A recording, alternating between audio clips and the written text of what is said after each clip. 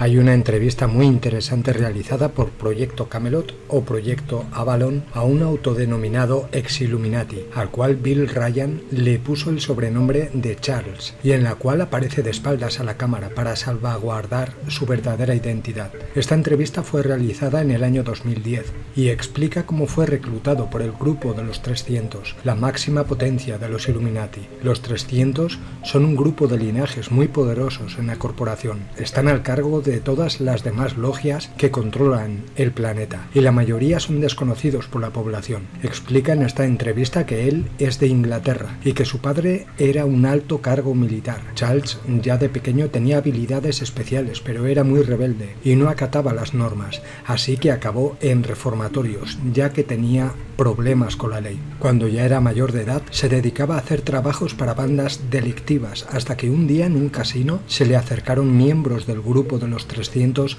para un encargo, eliminar a un delincuente, según le dijeron, pero se dio cuenta de que era una prueba para ingresar al grupo de sicarios de los 300, ya que tiene habilidades naturales de lucha cuerpo a cuerpo. Esto que explica es muy interesante, ya que recuerda a la película de Nicolas Cage titulada El Pacto, donde un grupo se le acerca al protagonista de la película para vengar una agresión a su mujer, pero que resulta que van eliminando a gente que ha pertenecido al grupo o que investiga demasiado al grupo secreto, dándose cuenta de que se trata de una red enorme que abarca todos los niveles de la población, tanto de poder político como de seguridad pública, policía, etc. Más adelante Charles explica que fue ganándose la confianza dentro del grupo y que de esa manera fue enterándose de planes futuros de la organización para la humanidad. Explica que se puso en contacto con Bill Ryan, aparte de que le queda poco tiempo de vida, porque tiene una enfermedad grave, porque se acerca en muchas cosas que divulga públicamente y que es un peligro para la corporación, pero que tampoco están muy preocupados, ya que utilizan agentes para soltar desinformación sobre temas de conspiración y alienígenas. Cuando ven que alguien se acerca demasiado a la verdad, utilizan agentes informáticos para atacarlo y desprestigiarlos, para quitarles veracidad, y que si algún divulgador habla sobre una agenda con alguna fecha específica,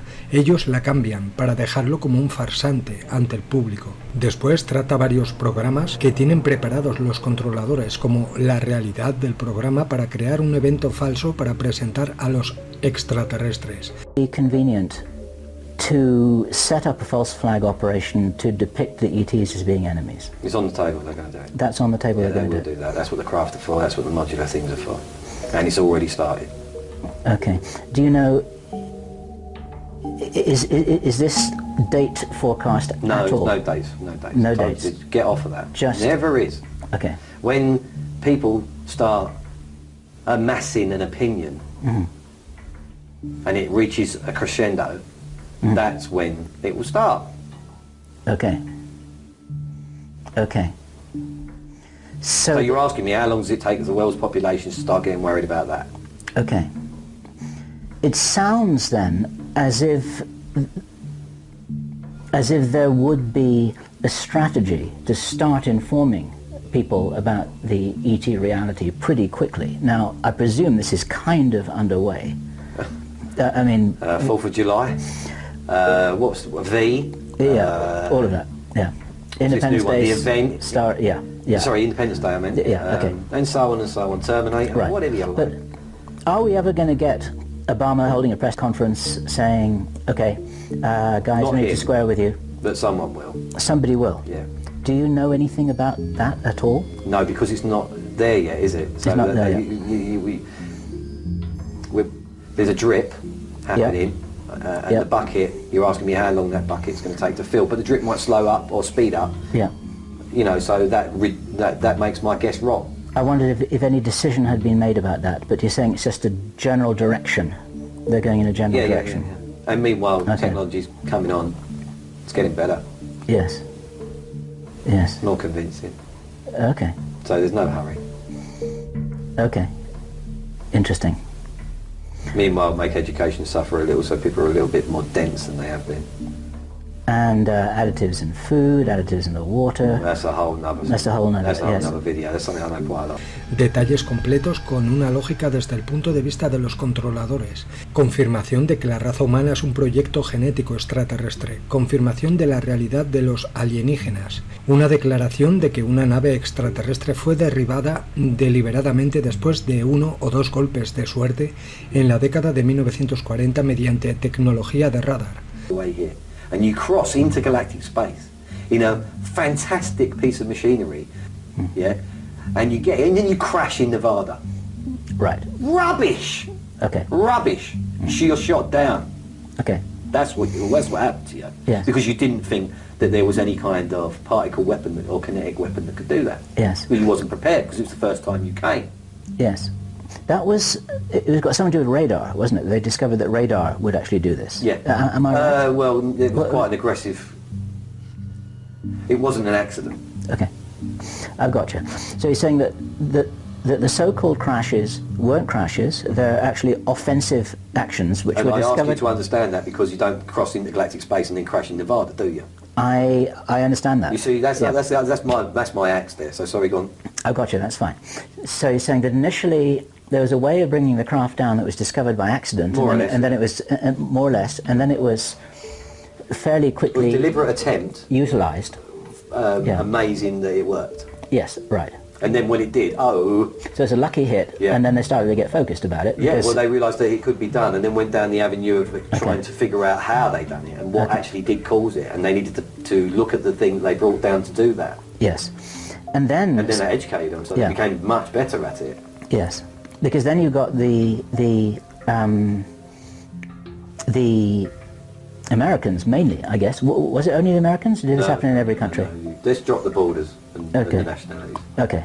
It's not... So then you got people who are pretty smart, who got their hands on this ET technology, and that was never part of the setup. That was never part of the plan, was it? No. It was never part of the plan? No. Okay. And what kind of problems has that caused? Well, you know what we're like. It's not caused... They want to go. We're going to be the visitors. Confirmación de la existencia de una base en Marte y que estamos listos para salir del sistema solar. So that's what the selection's about. Okay, it's about creating a sort of space crew or a And remember, new... it's second-hand, so... I understand that. A new breed of humanity who will be well equipped to go off into the cosmos like the Crusaders. Yeah. Yeah, like the Crusaders. Like the Crusaders. And it's like it's like you've got the spirit of the Crusaders and you give them extraterrestrial technology to move with. There you go. And then... And are any of us in any doubt that we're going to start planet hopping within the next century? Are you actually in any doubt with the technologies available now? Because we're doing it with robots. Personally, I'm in no doubt at all that we've got a Mars base. Oh, right, okay. Is this something you've ever heard about? Yes. Okay. Can you say anything about that? No. All right. Okay. Do you want that off record? No. Okay. All right. That's fine.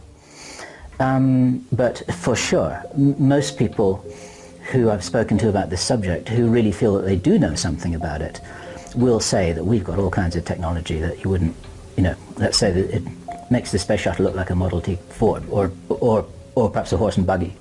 So, Confirmación de la existencia de que las naves triangulares son creadas por el ser humano con tecnología alienígena. it implies that there are a lot of those crafts and we're very, very far advanced. Well, I'll tell you something about those craft that's never come out.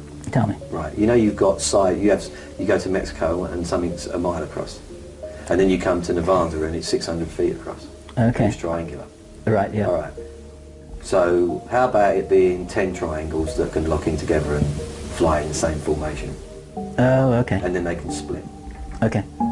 So they fit together like bricks? Yeah. Or like pieces? And can do that in motion. Okay. Is this and these are our craft you're talking about? Yeah. And modular. yeah. And you're So telling you can see how easy that would be to Yes. confuse every individual, because one day it's a star and the next day it's a triangle. Okay. And then it can split up and go in all different directions. Okay. You can try and explain that. It's got to be extraterrestrial, hasn't it? If it can split up into 10 different pieces when it was one craft and then disappear off quite quickly in all different directions. Okay. And you have been told this? I've not just been told it, I've seen it. You've seen it? Okay. Okay. la existencia del grupo de control como tal, con los detalles de su composición y su modus operandi, confirmación de artefactos en la Luna y la confirmación de que Arthur C. Clarke sabía demasiado. Now, in this very, very interesting conversation we're having here, are you able to say anything about the context and the backdrop to the whole history of this planet and the human race, or is that off record? I'm not talking about the detail, I'm talking about the generality of it. I've seen documented evidence, and I've been shown things. I've been told things about the pyramids that just make sense. They just make sense. Yeah. And I know that people like Arthur C. Clarke knew things, but they again had weaknesses.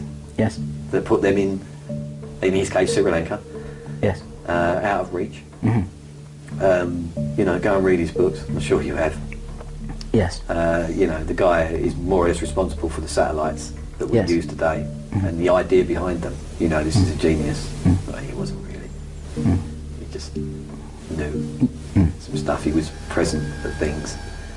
And until they go until they go back to the moon and put that in a capsule and bring it back, that to me would be quite something.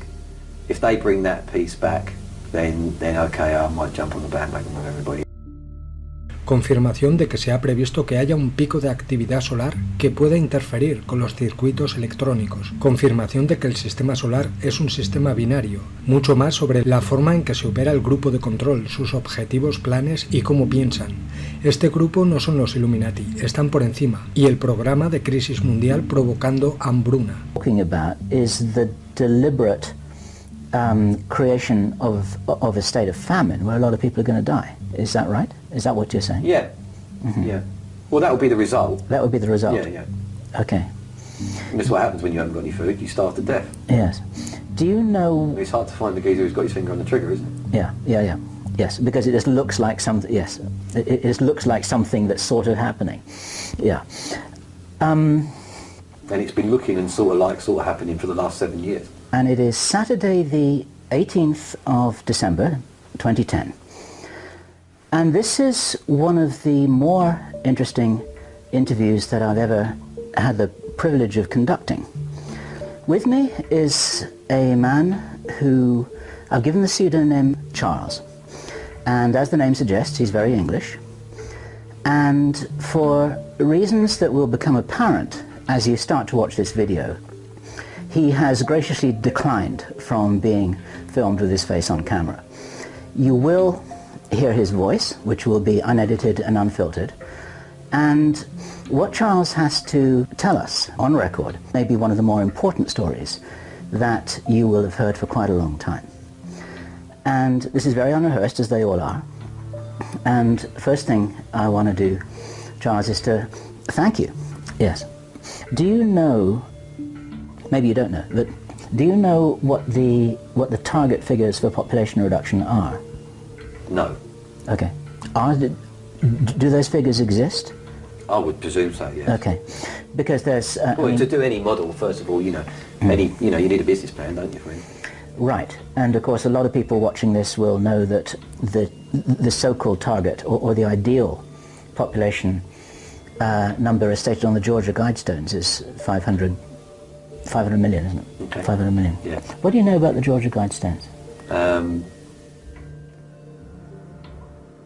Right. You educate me. They found who'd done it yet? No. It was a pseudonym, somebody Christian, I think. The guy has never been located. One person has said, yes, I did this. No, discount that. Okay. Yeah, no, I'm talking about, has it been proved? No. Right. No. And it won't be. Right. I shouldn't think. Be very surprised. Okay. You're interested in the Georgia guys? I just want, not particularly. Where did they come from? That's what interests you. It looks like a manifesto. It's a manifesto in 8 languages, carved in stone, out in the open. A lot of people have drawn attention to this. The 500 million figure has been drawn attention to over and over again. I've done that myself. it looks like a manifesto. You know, like this is what we're going to do. Then perhaps it is. Then perhaps it is. Yeah. Okay. All right. So you do. All right. No problem. You're saying it's a manifesto. Well, I'm not saying that. I'm saying it could be, couldn't it? It looks like one, doesn't it? Okay. This is where I'd love to have a camera right here to see you. Okay. No problem. So from that point of view, and I know that you're not in the game of giving advice, and I understand why that is, because it really is about letting